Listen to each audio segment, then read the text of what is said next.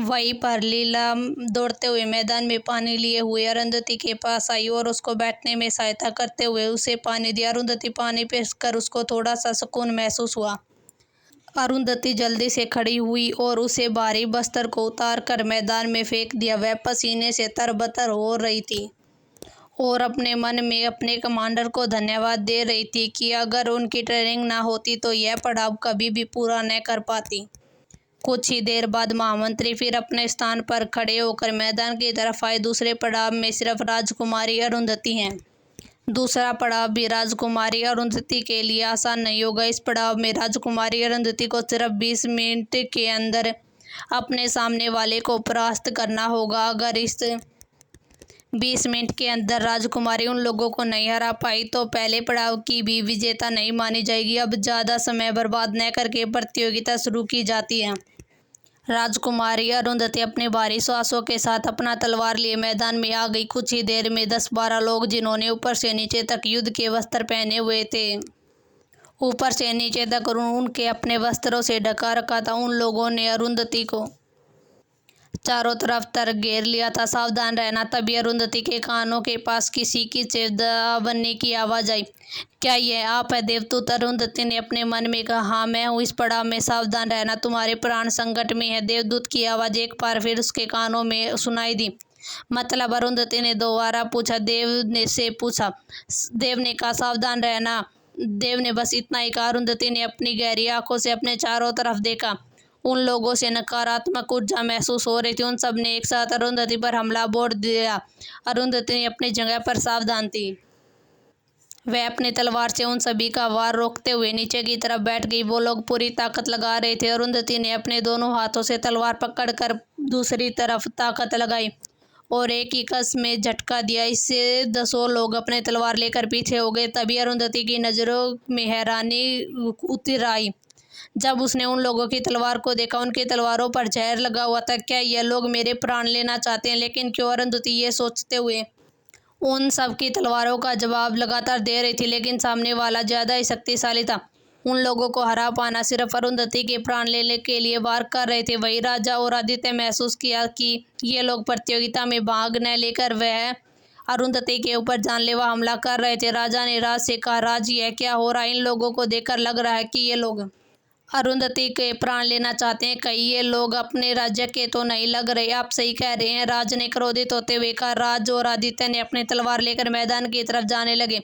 वहीं पर पास में खड़े चेतन भी अपनी तलवार लेकर उनके पीछे हो गए। तभी राजा ने उन्हें रोका। यह नियम के खिलाफ है राजकुमार, आप इस प्रतियोगिता के अंदर उनकी सहायता करने नहीं जा सकते।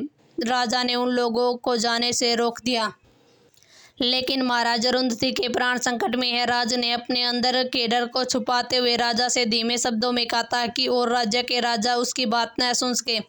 हम लोग नियम नहीं तोड़ सकते राजकुमार। राजा अपने बनाए गए नियम से बेबस होते हुए कहा। राज और दोनों बेबस होकर मैदान की तरफ देखने लगे। इधर समय तेजी से बीत रहा था। तभी एक घंटा बजा, यानी कि 10 मिनट बीत चुके थे। राजकुमारी अरुंधति बहुत तेजी से उन लोगों के हर हमले को अच्छी तरह से जवाब दे रही थी। घंटे की आवाज़ सुनकर अरुंधति का दिमाग खराब हो गया। अब तो तुम लोगों को अच्छी तरह सबक सिखाती हूँ। अरुंधति के अंदर की नैना का गुस्सा उबल पड़ा। ऐसे कैसे हो सकता था कि वह कोई भी टास्क पूरा न कर सके? अब उसका गुस्से से चेहरा लाल हो गया था। अब तुम लोगों को सबक सिखाने का समय आ गया। मेरे प्राण लेना चाहते हो ना? अपने प्राण बचा लो। ये कहते हुए अरुंधति अपने उग्र वाले रूप में आ गई और उसने बहुत ही तेजी से अपनी तलवार चलानी शुरू कर दी। उसकी तलवार इस तरह चल रही थी कि सामने वाले को उसकी तलवार भी दिखाई नहीं दे रही थी। उसने तेजी से उन लोगों को परास्त करना शुरू कर दिया जिसको वह अपनी तलवार से छू रही थी। उन सबको तेजी से वहां से हटना पड़ रहा था।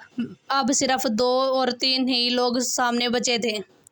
अब कुछ ही समय बचा था। सबकी धड़कन रुकी हुई थी। ऐसे मैदान में ऐसी शांति थी जैसे सब सांस लेना ही भूल गए हों। अरुंधति के दिमाग में एक युक्ति आई। वह अचानक उन लोगों को छोड़कर तेजी से भागने लगी। ये देखकर वे लोग भी उसके पीछे भागने लगे। अरुंधति तेजी से भाग रही थी, उसके पीछे वे तीनों भाग रहे थे। अचानक अरुंधति रुकी और तेजी से हवा में उछाली और तलवार से उन तीनों की तलवारों से छूती हुई उनके कंधों पर पैर रखती हुई पीछे चली गई। एक बार फिर तालियों की गड़गड़ाहट मैदान में एक बार फिर गूंज उठी। तभी उनमें से एक व्यक्ति ने अरुंधति पर हमला बोल दिया। अरुंधति सावधान, उसने अपनी तलवार से उसके वार को रोक दिया। अरुंधति का पूरा ध्यान पहले वाले व्यक्ति पर था। इसी का फायदा उठाकर दूसरे व्यक्ति ने उस पर हमला कर दिया। दर्द भरी तेज चीख अरुंधति के बाहर निकली। उस आदमी की तलवार अरुंधति को बाहर से चीरती हुई निकल गई। पुत्री राजकुमारी अरु, ऐसी बहुत सी आवाजें उसे मैदान में डर से गूंज उठी। यह देखते ही राज और आदित्य और चेतन हवा में दौड़ते हुए मैदान में उतर गए और उन लोगों से युद्ध करने लगे। अरुंधति के चेहरे पर से पसीना निकलने लगा था। तलवार में लगा जहर तेजी से उसके बदन में फैलने लगा। उसके बाद उसे खून निकलकर मैदान को रंग रहा था। तभी ढेर सारे सिपाही आकर उन सबको हिरासत में ले लेते। राज दौड़ते हुए अरुंधति के पास पहुंचा, जो बेहोश होकर जमीन पर गिरने ही वाली थी। उसने जल्दी से उसे अपनी गोद में उठा लिया और तेजी से उसे गोद से लेकर मैदान से बाहर निकला। आंखें खोलो अरु, वह लगातार अरुंधति को आवाज दे रहा था, लेकिन अरुंधति की आंखें बंद हुई चली आई थी। उसका शरीर और चेहरा नीला पड़ रहा था। आदित्य की तेज आवाज मैदान में गूंजी, राजवेद को जल्दी से महल के अंदर भेजो। पूरे हॉल में अफरा तफरी मच गई। सभी राज्य के राजा और रानी हैरान से इस घटना को देख रहे थे। सभी लोग राज के पीछे महल की तरफ दौड़ पड़े और राजा विजय ने और चेतन उन सभी को लेकर जेल में ले जाने लगे। तभी उन सब की लाशें जमीन पर गिरने लगी। वह हैरान होकर उन 10 लाशों को देख रहे थे जिन्होंने जहर खा लिया था। यह बहुत ही बड़ा षड्यंत्र है, चेतन ने अजय और विजय से कहा। वह खामोश से उन सब की लाशों को खड़े होकर देख रहे थे। वही राज जल्दी से जाकर अरुंधति को अपने कमरे में बिस्तर पर लिटा देता है और अपने पास में खड़े दास और दासियों पर चिल्लाते हुए कहने लगता है, राजवेद कहाँ है? तभी बहुत सारे लोग राजवेद के साथ अंदर कमरे में आए। राजवेद अरुंधति के पास बैठकर उसके जख्म को देखने लगे, फिर अपनी जगह से खड़े होकर कहने लगे, महाराज बहुत ही घातक विष है। क्या सभी के मुंह से एक साथ निकला? वही देवराय लड़खड़ाकर जमीन पर बैठ गए। ये आप क्या कह रहे हैं? राजवेद राजा ने कड़क आवाज में पूछा। जी महाराज, यह विष बहुत ही घातक, अगर उस समय पर इनका इलाज नहीं हुआ तो राजकुमारी के प्राण भी जा सकते हैं। राजवेद ने डरते हुए राजा से कहा, तो आप खड़े खड़े बातें क्या कर रहे हैं? अपना उपचार शुरू कीजिए। राजा ने राजवेद के उपचार करने को कहा। राजवेद जल्दी से घबरा कर राजकुमारी अरुंधति के पास बैठ गया और अपना झोला अपने कंधे से उतार कर जड़ी बूटी निकालने लगा। जड़ी बूटियों को पीसकर राजकुमारी के जख्म पर लगा दिया और उस जगह पर पट्टी बंधी, लेकिन राजकुमारी अरुंधति का चेहरा और नीला पड़ता जा रहा था। राजवेद के चेहरे पर पसीना टपक रहा था। वह अपने घुटनों के बल गिर गए। महाराज, मैंने उपचार तो कर दिया, लेकिन अपने उपचार से मुझे कुछ लाभ नजर नहीं आ रहा है। यह जड़ी बूटी विष को कुछ सेकंड के अंदर ही उतार देती है, लेकिन राजकुमारी अरुंधति के ऊपर यह काम नहीं कर रहा है। महाराज, मुझे डर है। राजवेद ने अपनी बात को अधूरी छोड़ दी।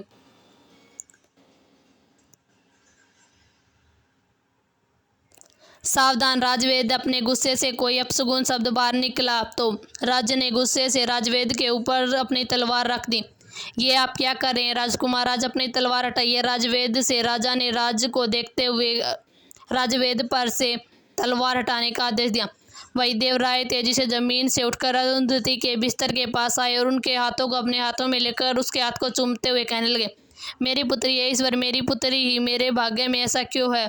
राजा देवराय को इस तरह रोते देखा तो उनके कंधे पर हाथ रखते हुए कहा, धैर्य रखे महामंत्री, राजकुमारी अरुंधति को कुछ नहीं होगा।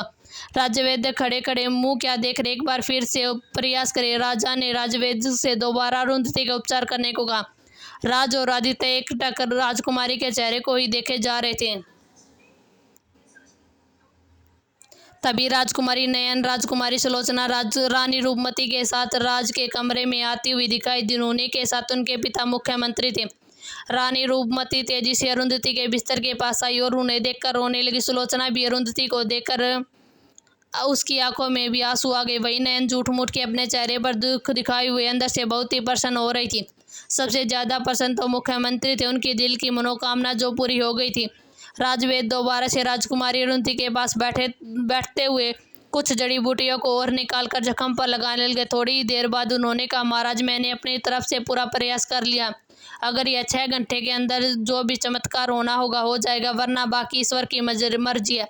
राजवेद ने अपना सर झुका लिया। यह सुनकर देवराय और तेजी से रोने लगे। सभी के चेहरे उदास दिखाई दे रहे थे। रानी ने सबको देखकर कहा, आप सब बाहर जाए, हम राजकुमारी अरुंधति के पास रहेंगे। नहीं मां, मैं आपके साथ रहूंगी। राजकुमारी सुलोचना धीरे से अपने पेट को पकड़ते हुए रानी के पास आकर कहने लगी, राजकुमार राज और राजकुमार आदित्य वहां से जाना नहीं चाहते थे, लेकिन रानी का हुक्म था। सभी लोग राजा सहित उनके कमरे से बाहर निकल गए और बाहर से दरवाजा बंद कर दिया। राजकुमार राज बाहर कमरे के दीवार से टेक लगाए खड़े रह गए। उसने अपनी आंखों को बंद किया। उसने एक एक पल याद आ रहा था जो उसने अरुंधति के साथ बिताया था। उसकी नज़रों के सामने सब कुछ घूम रहा था। यही आदित्य का था। सभी राजा राज्य के पास आते हुए कहने लगे, पता लगाओ षड्यंत्र के पीछे कौन है। राज वहां से जाना नहीं चाह रहा था, लेकिन राजा की आज्ञा थी कि वह और आदित्य के साथ षड्यंत्र का पता लगाने के लिए चले गए। वही राज्य के निवास स्थान के एक तीसरे हिस्से में कमरे में हंसी की आवाज़ें आ रही थी। राजकुमारी नयन पागलों की तरह कमरे में घूम घूम कर हंस रही थी। वहीं उनके पिता बैठे हुए अपनी बेटी को हंसता हुआ देखकर मुस्कुरा रहे थे। नयन हंसते हुए अपने पिता के पास आकर उनके पैरों के पास बैठ गई। पिताजी, मुझे नहीं पता था यह काम इतना आसान हो जाएगा। जिस तरह से अरुंधति इस बार हम लोगों के सामने आई है, ऐसा लग रहा है उससे जीतना बहुत ही कठिन है। लेकिन हर बार की तरह इस बार भी ये कहकर राजकुमारी जमीन से उठकर फिर एक बार से हंसने लगी। उसके पिता कहने लगे, बस तुम्हें राजकुमार राज को अपनी मुट्ठी में करना है। यह 6 सालों में तुम उनके नज़दीक नहीं जा पाई। तुम्हें जल्दी से जल्दी एक पुत्र पैदा करना होगा। तुम यह इस बार राजकुमार राज को किसी तरह अपने वश में कर लो। बस यह पूरा राज्य हम लोगों को उंगलियों के इशारे पर नाचेगा। चारों तरफ सिर्फ हम लोग दिखेंगे। सब लोग हमसे डरेंगे। यह कहते हुए वे दोनों हंसने लगे। वही राजकुमार राज के कमरे में देवराय अभी भी अपनी बेटी का हाथ पकड़े हुए थे। वह बस एक टक उसे ही देखे जा रहे थे। उनका शरीर नीला पड़ रहा था। रानी रूपमती उसके पास आई। महामंत्री जी, आप अपने निवास स्थान पर जाइए।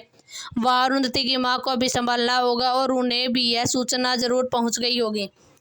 रानी, मैं अपनी पुत्री को छोड़कर नहीं जाऊंगा। मेरी पुत्री, ये कहकर एक बार फिर उनकी आंखों से आंसू गिरने लगे। यह हमारी आज्ञा है, रानी माँ ने मंत्री से कहा। वो बेमन से उठे और बाहर जाते हुए एक बार फिर अपनी पुत्री को देखा और कमरे से बाहर निकल गए। रानी रूपमती अरुंधति के बिस्तर पर बैठ गई और उनके हाथों को सहलाने लगी। सुलोचना, आप आराम से बैठ जाइए। आपको इस हालत में इस तरह से खड़े नहीं रहना चाहिए। राजकुमारी सुलोचना को अरुंधति के बिस्तर के पास खड़ा देखकर कहने लगी, जी रानी माँ। ये कहकर सुलोचना एक कुर्सी पर बैठ गई। अचानक राजकुमारी अरुंधति के शरीर तेजी से हिलने लगा। जहर अपना काम तेजी से कर रहा था। रानी रूपमती डर गई। अरुंधति के हाथ पैर ठंडे पड़ रहे थे। रानी रूपमती तेजी से चिल्लाई, कोई है। उनकी आवाज़ सुनकर बाहर खड़े सिपाही जल्दी से अंदर आए। जाकर राज्य वैद्य को जल्दी से बुला कर लाओ। राजकुमारी अरुंधति की हालत खराब हो रही है। रानी घबराकर जल्दी जल्दी उसके पैरों को रगड़ने लगी। सिपाही तेजी से जाते हुए कमरे का दरवाजा बंद कर दिया और आज राज्य वैद्य को बुलाने के लिए तेजी से महल के दूसरे हिस्से में चले गए। तभी अचानक कमरे में धुआं फैलने लगा। उन दोनों का ध्यान धुएं की तरफ नहीं था। धीरे धीरे धुआं घना होने लगा। सुलोचना और रानी रूपमती वही बेहोश होकर अरुंधति के पास गिरी। तभी धुएं में से एक सफेद लंबी आकृति, सुनहरे लंबे बालों वाला देवदूत धीरे धीरे कदमों से अरुंधति के पास आया और उनके पास बिस्तर पर बैठकर उनकी चोट पर अपने हाथ रख दिया। उसके साथ से तेजी से रोशनी निकलने लगी। कुछ ही देर के बाद अरुंधति ने धीरे धीरे अपनी आंखें खोली। उनके शरीर का रंग वापस आ गया था। उसने सर घुमाकर देवदूत को देखा। मैंने तुम्हें चेतावनी दी थी, फिर भी तुम्हारा ध्यान कहाँ था? तुम सावधान नहीं थी। देवदूत ने अपने बालों को झटकते हुए कहा। सावधान तो थी, मुझे नहीं पता था वह धोखे से अपनी तलवार से प्रहार हम पर कर देंगे। अरुंधति ने कमजोर आवाज में कहा। वैसे क्या मेरे शरीर का जहर निकल गया? अरुंधति अपनी चोट को देखते हुए कहने लगी, जहर तो उतर गया, लेकिन चोट तुम्हारी वैसी ही है। देवदूत ने उससे कहा। चोट क्यों नहीं ठीक हुई? अरुंधति अपनी जगह पर उठकर बैठ गई। अभी भी उसे बहुत ही कमजोरी महसूस हो रही थी। क्या हुआ अरुंधति? देवदूत उसे इस तरह कमजोर देखकर पूछा। कमजोरी महसूस हो रही है, अरुंधति को दोनों हाथों से सर पकड़ते हुए कहा। तभी उसकी नज़र रानी रूपमती और सुलोचना की तरफ गई, जो बेहोश होकर उसी के पास लेटी हुई थी। इन्हें क्या हुआ है? कुछ नहीं, बेहोश हो रही हैं। उनके रहते मैं तुम्हें ठीक नहीं कर सकता था, देव ने उन दोनों को देखते हुए कहा। अरुंधति ने हैरान होकर देवदूत को देखा। ऐसे कैसे देख रही हो अपनी तरफ? इस तरह अरुंधति को देखते हुए देवदूत ने कहा। आपको इन लोगों को सुलाने की क्या जरूरत थी? आप देवदूत है, अदृश्य होकर भी तो आ सकते थे। अरुंधति ने अपने माथे पर हाथ मारते हुए कहा। यह तो मैं भूल गया। देव अब शर्मिंदा लग रहा था। अच्छा यह बताइए, मेरी चोट क्यों नहीं ठीक हुई? अरुंधति ने अपनी चोट को देखते हुए कहा। अब देवदूत की बारी थी। वह अरुंधति को घूर कर देखने लगा। वैसे क्या देख रहे हैं आप? अरुंधति ने देव को इस तरह अपनी तरफ देखते हुए देखा तो कहने लगी। अगर चोट मैं ठीक कर देता तो लोगों को शक न हो जाता कि चोट इतनी जल्दी कैसे ठीक हो गई। वैसे भी चोट तो धीरे धीरे 2 दिन के अंदर बिल्कुल ठीक हो जाएगी। अचानक अगर चोट ठीक हो जाती तो सभी लोग तुम पर शक करने लगते। देवदूत ने अरुंधति को बताया। अरे हाँ, यह तो मैंने सोचा ही नहीं। अरुंधति की अब बारी थी शर्मिंदा होने की। अच्छा, अब मैं जा रहा हूँ। अपना बीमार होने का नाटक जारी रखना, लोगों को शक मत होने देना। ये कहते हुए देवदूत ने अरुंधति के सर पर हाथ रखा और उसके हाथ से एक रोशनी का घेरा निकल कर अरुंधति के अंदर समा गया। जो कुछ देर पहले अरुंधति को कमजोरी महसूस हो रही थी, वापस से दुगनी ताकत उसके अंदर महसूस होने लगी। थोड़ी देर बाद देव गायब हो गए। अरुंधति जैसी लेटी थी वैसे ही लेट गई। तभी रानी रूपमती और सुलोचना का होश आ गया। दोनों घबराकर अरुंधति को देखने लगी। तभी दरवाजा खोल के राजवैद्य सिपाहियों के साथ अंदर आए। उन्हीं के साथ राजा और अन्य मंत्री भी कमरे के अंदर दाखिल हुए। राजवैद्य जल्दी से अरुंधति के पास आकर उनके बिस्तर पर बैठ गए और अरुंधति की जांच करने लगे। राजवैद्य के चेहरे पर प्रसन्नता दिखाई दे रही थी। महाराज बधाई हो, राजकुमारी अरुंधति के शरीर में विष पूरी तरह से निकल गया है, अब ये पूरी तरह से स्वस्थ है। ये कहते हुए राजवैद्य अपनी जगह से खड़े हो गए। ये सुनकर सभी के चेहरे प्रसन्नता से खिल उठे। उधर सिपाहियों के जरिए राज और आदित्य, चेतन और राज्य और विजय को पता चला कि अरुंधति की हालत और ज्यादा बिगड़ गई है। वे तेजी से उन लोगों के साथ अपने कमरे में दाखिल हुए। उनके चेहरे का रंग उड़ गया। राज तेजी से अरुंधति का नाम लेते हुए कमरे के अंदर आया। अरुंधति, उसकी आवाज पर सब अरुंधति के बिस्तर के सामने से हट गए। राज ने देखा कि अरुंधति बिस्तर पर बैठी हुई रानी माँ के हाथ से काढ़ा पी रही है। अरुंधति ने हैरान होकर राज को देखने लगी, जो इतना परेशान और डरा हुआ दिख रहा था। उसको क्या हुआ है, इसका इतना मुंह क्यों बना हुआ? अरुंधति ने अपने मन सोचते हुए कहा। जब उसने देखा अरुंधति बिल्कुल ठीक, देखकर अपनी प्रसन्नता को दिल में छुपाए हुए उसके पास बिस्तर पर बैठ गया। क्या आप सावधान नहीं रह सकती? आपकी वजह से कितना हम सब परेशान हो गए। ऐसे तो आप बड़ी बड़ी बातें करती हैं, लेकिन जरा सी अकल नहीं है। राज वैसे ही अपने कठोर शब्दों से अरुंधति को डांटते हुए कहा। अरुंधति भी कौन सी कम है। हाँ, असल में मुझे बड़ा शौक है कि अपने आप को तलवार से चोट पहुंचाने का और अपने शरीर में जहर लेकर लंबा लंबा लेट जाने का। क्यों? उन दोनों की इस तरह की बातें सुनकर सभी हैरान होकर उन दोनों को देख रहे थे। वही नयन को जब यह खबर मिली कि अरुंधति मरी नहीं है, बिल्कुल ठीक है, तो उसने अपने कमरे का सारा सामान तोड़ते फोड़ने लगी। वो हर चीज पर अपने गुस्सा निकाल रही थी। उसकी सभी दासियां डरी सहमी एक कोने में खड़ी थी। नयन पागलों वाली हरकत कर रही थी। राजा के कमरे में राजा अपने बिस्तर पर बैठा सामने की तरफ देख रहा था। सामने एक काला नकाब पहने एक व्यक्ति सामने खड़ा था। उसके हाथ में एक बड़ी सी तलवार पकड़े हुए था। उसी के बगल में राज भी अपने हाथ बांधे खड़ा था। आप अभी तक षड्यंत्र करने वाले का पता क्यों नहीं लगा पाए? राजकुमार राज राजा के सामने खड़ा हो गया। पिताजी, कुछ सबूत हाथ लगे हैं, लेकिन वह कोई सबूत नहीं है। इसके आधार पर किसी को अपराधी मान लिया जाए, लेकिन सब घटनाओं को देखते हुए यह तो साबित होता है कि कहीं न कहीं यह सब घटना का तार इस महल के लोगों से है। मैं जल्द ही जल्द सारे सबूत इकट्ठा कर लूंगा। मुझे कहीं न कहीं इन सब में राजा जागीरपुर का हाथ भी लग रहा है, क्योंकि इन सब में लाभ राजा जागीरपुर को ज़्यादा होगा। इस बार राजा बहुत ही आत्मविश्वास से भरा हुआ दिख रहा है। मुझे इस बात की आशंका लग रही है कि कोई ना कोई हमारे महल से उससे मिला हुआ, जो पूरी ताकत लगा रहा है कि प्रतियोगिता में हमारे राज्य की हार हो जाए। राजकुमार, 2 दिन के लिए प्रतियोगिता को स्थगित कर दीजिए। जब तक राजकुमारी अरुंधति बिल्कुल ठीक नहीं हो जाती, सारे अतिथि को अच्छे से आदर सत्कार हो। किसी तरह की भी उन्हें शिकायत नहीं होनी चाहिए। 2 दिन के बाद हमेशा की तरह मैदान इस बार भी खचाखच भरा हुआ था, लेकिन इस बार लोगों में उत्साह बिल्कुल भी नजर नहीं आ रहा था। जौनपुर के लोगों के चेहरे पर अनजाना डर और एक उदासी थी।